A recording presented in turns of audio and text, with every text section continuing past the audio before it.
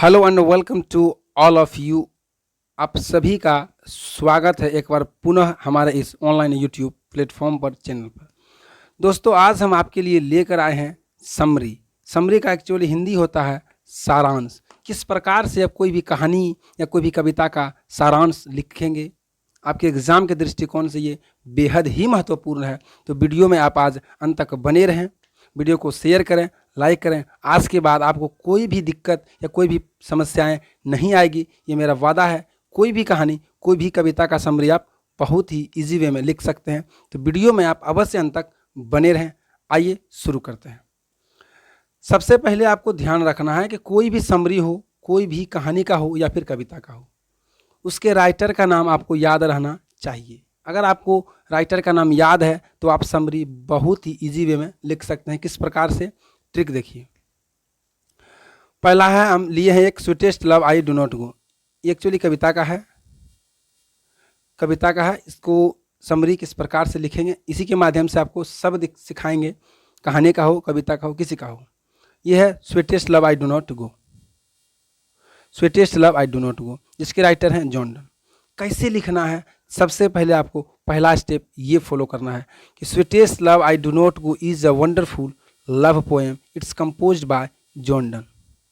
यही रूल आपको हर कविता, हर कहानी में फॉलो करना है। इसी माध्यम से मान लिए यहाँ स्वीटेस्ट लव है, इसके जगह पर आई हैव अ ड्रीम भी हो सकता है, द सोल्जर हो सकता है, सॉन्ग ऑफ माई सेल्फ हो सकता है, माई ग्रैंड मदर हाउस हो सकता है, कुछ भी हो सकता है। व्हाट एवर, डरना नहीं है। यहाँ अगर स्वीटेस्ट लव के जगह पर हम ले लें the soldier, the soldier is a wonderful war poem, it's composed by Rupert Brooke. यहाँ तक हम लिख सकते हैं। कोई सा हो, यहाँ ले लें इंडियन सिविलाइजेशन एंड कल्चर, तो Indian civilization and culture is a wonderful essay, it's composed by Mahatma Gandhi. कोई भी चीज़ ले सकते हैं, घबराने की बात नहीं है।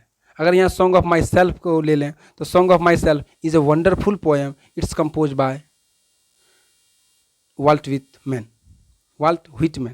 कोई भी कविता, कोई भी कहानी आप यहाँ लिख सकते हैं। उसके बाद क्या हुआ, उस कवि का जन्म आपको याद होना चाहिए। जैसे sweetest love I do not go, it's is a wonderful love poem, it's composed bye John Donne. अब कवि का जन्म अगर आपको याद है तो ठीक है, अगर नहीं याद है तो क्या करें।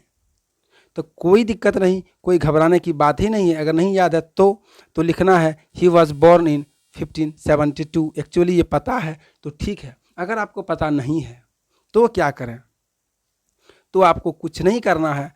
आपको कभी भी यहाँ जन्म जो है, जैसे कि 2004, 2005, 2024 या 1900 नहीं लिखना है।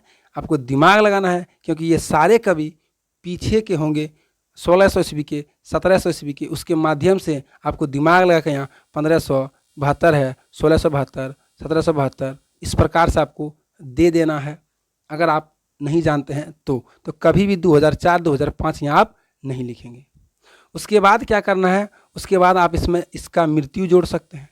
हिज डैड 1631, एक्चुअली यहाँ लिखे नहीं है लेकिन आपको सिखा रहे हैं। आप यहाँ मृत्यु को ऐड भी कर सकते हैं। 1631 में इसकी मृत्यु हुई थी। तो कोई भी कहानी या कविता को अगर इतना दूर तक आपको याद है, जन्म और मृत्यु तक, उसके बाद याद नहीं है तो घबराने की बात ही नहीं है।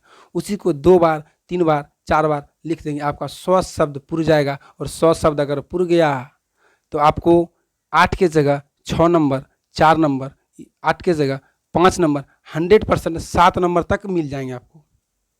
4 तो आपको मिलेंगे ही नहीं, आपको जब भी मिलेंगे 5 से ऊपर ही मिलेंगे।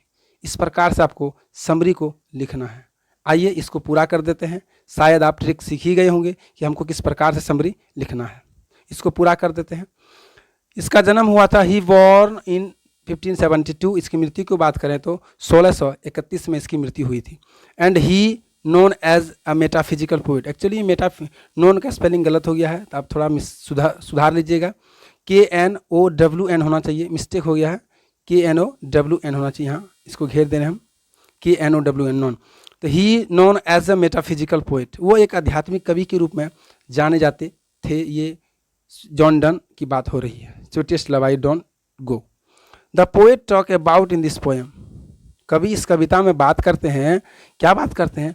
When he part away from his beloved anymore, जब वो अपनी महबूबा, अपनी पत्नी एनीमोर से अलग हो रही थी, पार्ट अवे हो रही थी, कहीं जा रहे थे उसको छोड़कर जॉन डन। आगे क्या होता है? एनीमोर। उसके बाद है the poet is going on a journey away from his beloved. अपनी कवि जो है, the poet is going on a journey, कवि एक यात्रा पे जा रहे हैं, एक जर्नी पे जा रहे हैं, अवे फ्रॉम छोड़कर, हिज बिलव अपनी महबूबा को, एंड से और कहते हैं दैट की, क्या कहते हैं? कि ही वुड बी रिटर्न सून, वह जल्द ही आ जाएंगे, कवि कह रहे हैं वह जल्द ही आ जाएंगे अपनी यात्रा को पूरी करके। उसके बाद है एंड और ही कंपेयर हिज जर्नी, और इतना ही नहीं, अपनी यात्रा की तुलना कर रहे हैं टू द सन, सूरज से, और सेज और कहते हैं दैट की लुक, देखो, माई बिलव्ड, मेरी महबूबा देखो, कि यस्टरडे, जो कल बीत गया उसे यस्टरडे कहते हैं, yesterday the sun was hands, yesterday the sun was hands but look today is here, कि मेरी महबूबा देखो, यस्टरडे कल सूरज अस्त हो गया था, लेकिन देखो आज यहाँ है, आज यहाँ है। डोंट बी सैड, उदास मत हो, my beloved don't be sad, don't be sad, my beloved, मेरे महबूबा, मेरे जान, आप उदास मत हो।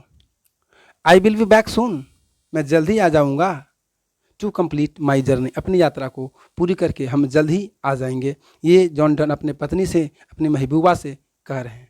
इस प्रकार से आपको समरी को लिखना होता है, शायद आप समझ चुके होंगे। इसी प्रकार से आपको कोई भी समरी, कहानी का हो, कविता का हो, आप लिख सकते हैं। तो मिलते हैं अगली वीडियो में, तब तक के लिए बाय बाय। जय हिंद, जय भारत। पढ़ते रहिए, हंसते रहिए, मुस्कुराते रहिए और खूब मेहनत करिए। मिलते हैं अगली वीडियो में।